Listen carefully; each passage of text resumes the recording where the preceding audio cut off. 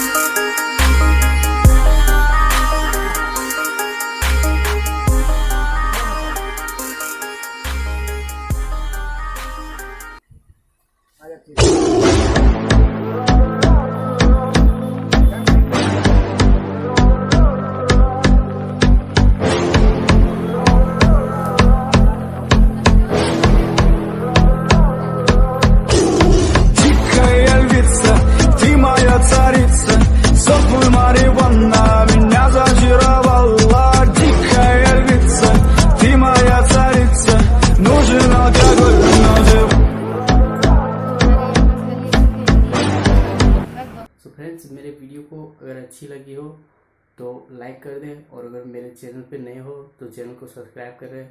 मैं ऐसे photo editing बनाते ही रहता हूँ, नए नए वीडियो मिलता ही रहेगा। सो चलो अगले वीडियो में मिलता हूँ, बाय।